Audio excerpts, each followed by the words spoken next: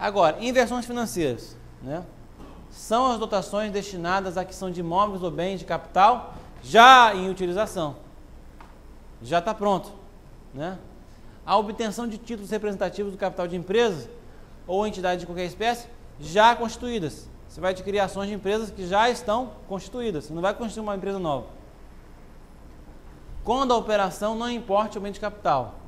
E ainda, a constituição ou aumento de capital de entidades ou empresas que visem a objetivos comerciais. Ou seja, se você for constituir ou aumentar o capital de empresas que a gente chama de empresas comerciais ou financeiras, né? Então, nesse caso aí, é inversão financeira. Tá? Então, regra geral, se é uma coisa nova, é investimento.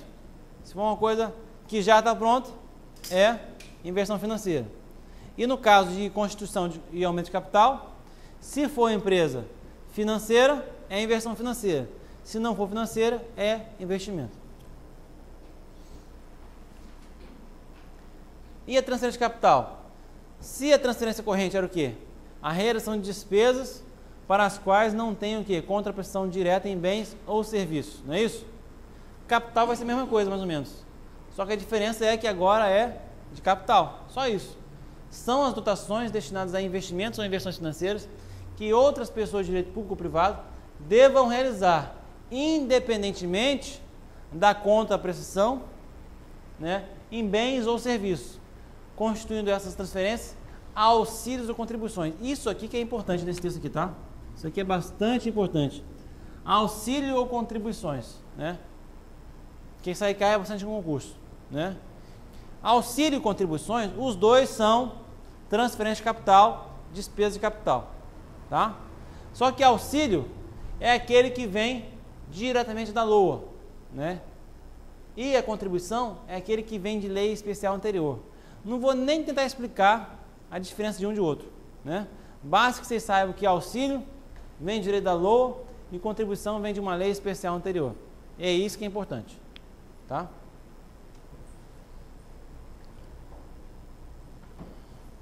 Tá, a gente viu no princípio da especificidade, na aula anterior, que a despesa,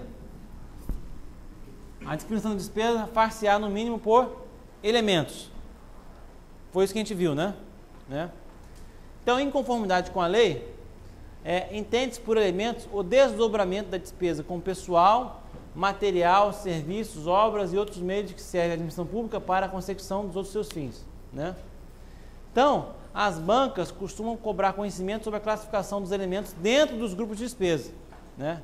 E é por isso que a gente precisa agora chegar aqui, ó, e abrir um pouquinho mais.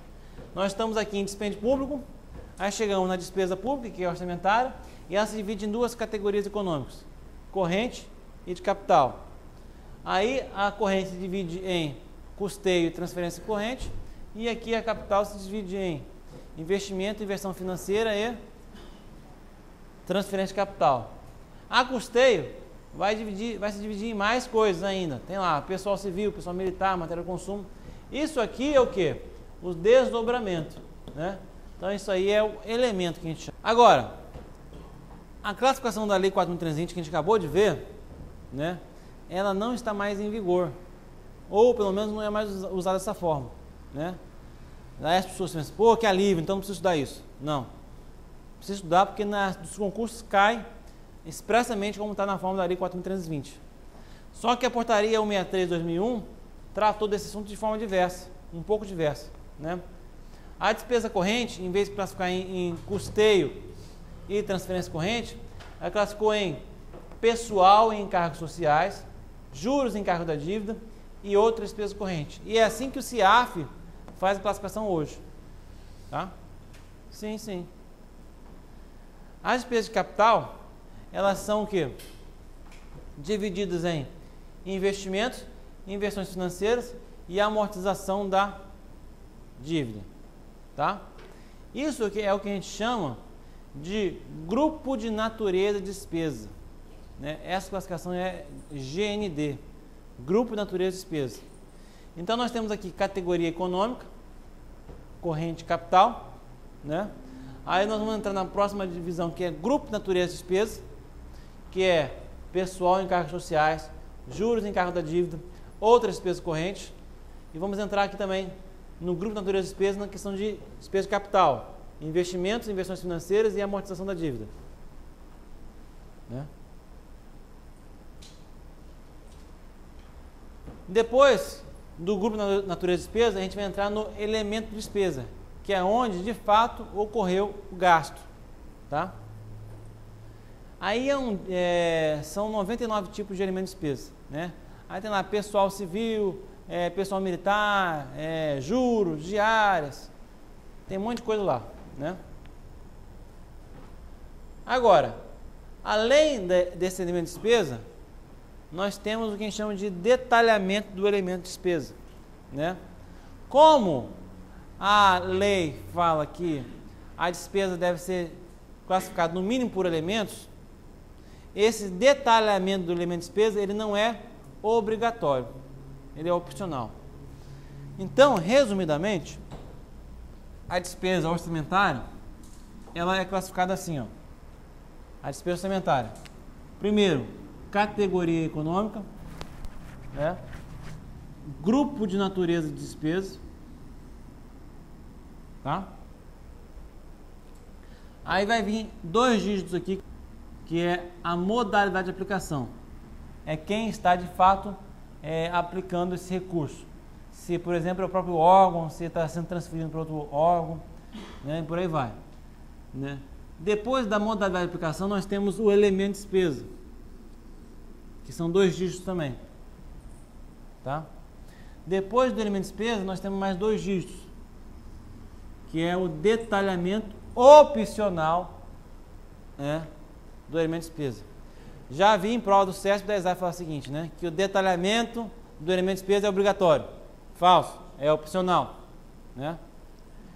E além disso, você pode detalhar ele aqui mais, né, através de mais uma classificação chamada que chama de conta corrente.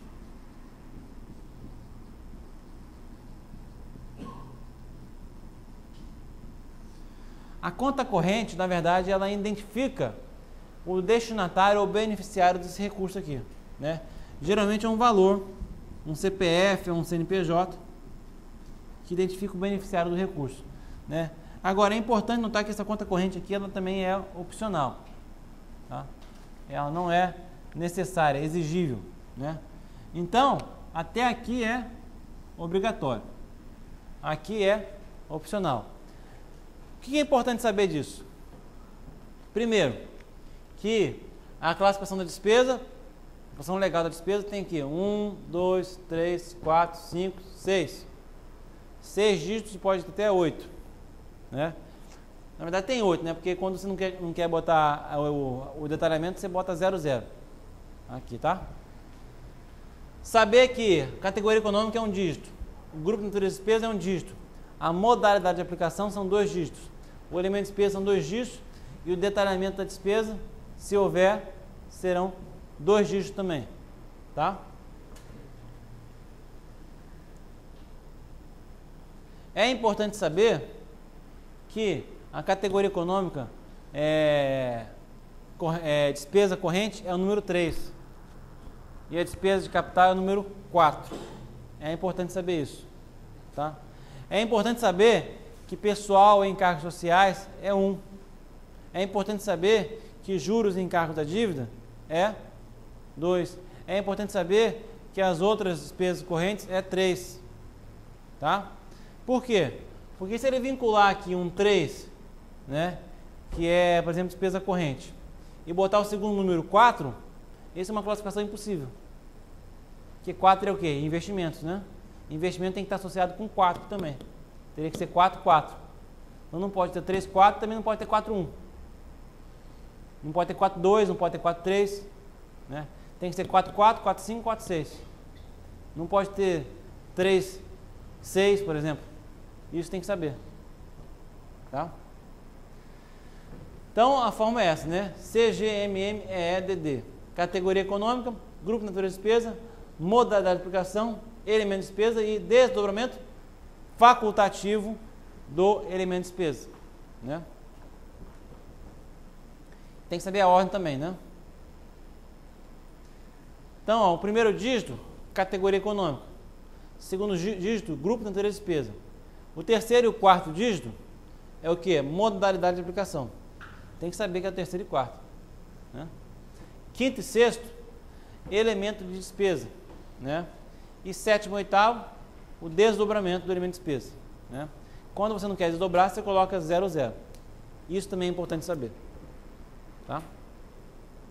Então, nesse exemplo aí, está a despesa corrente como categoria econômica, outras despesas correntes como grupo de despesa, aplicações diretas como modalidade de aplicação, material de consumo como elemento de despesa e combustíveis como desdobramento do elemento de despesa. Mais uma vez, ressalta aí que é facultado o desdobramento suplementar de elementos de despesa para atendimento das necessidades de escrituração contábil, né?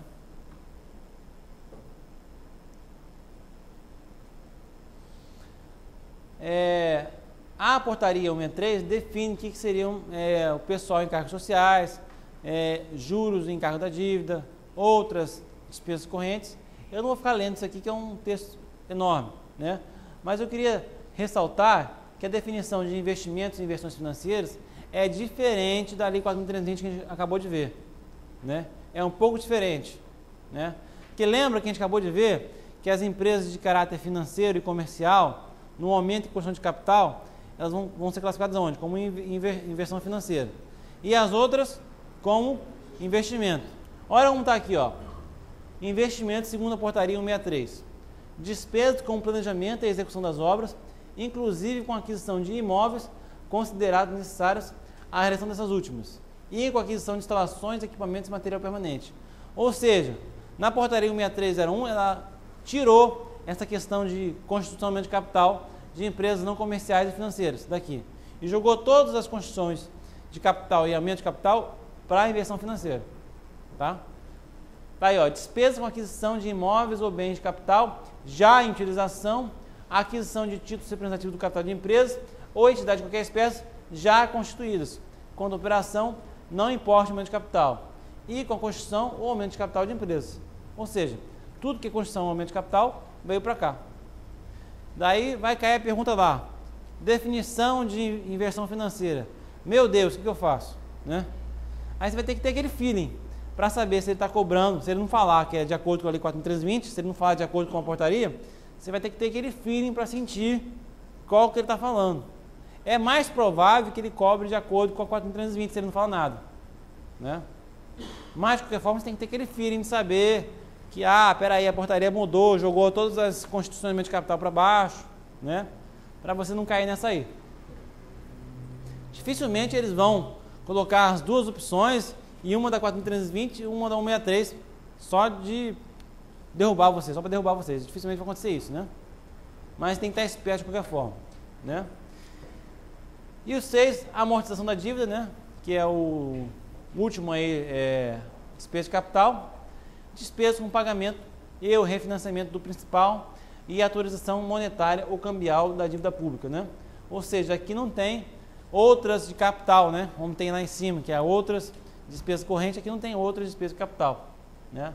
E, em tanto um caso quanto o outro, a portaria 163 acabou com as transferências correntes de capital, né? Na classificação.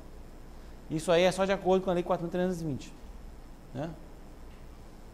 A modalidade de aplicação, já falei, né?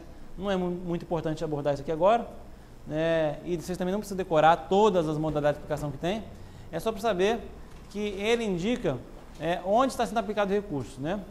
Então, a modalidade de aplicação, segundo a portaria, é uma informação gerencial, a qual tem a finalidade de indicar se os recursos são aplicados diretamente por órgão ou entidade da mesma esfera de governo, ou ente ou outro ente da federação, né? E se suas respectivas entidades, e objetiva principalmente, né, possibilitar a eliminação de dupla contagem. Essa palavra aqui, dupla contagem, que é chave para definir essa questão de modalidade de aplicação. Por quê? Lembra aquele exemplo do show, do convênio? União e município para fazer um show, né? Para a União, aquilo lá é o quê? Uma despesa corrente, transferência corrente, não é isso? Para o município, é uma transferência corrente, receita, né? Beleza.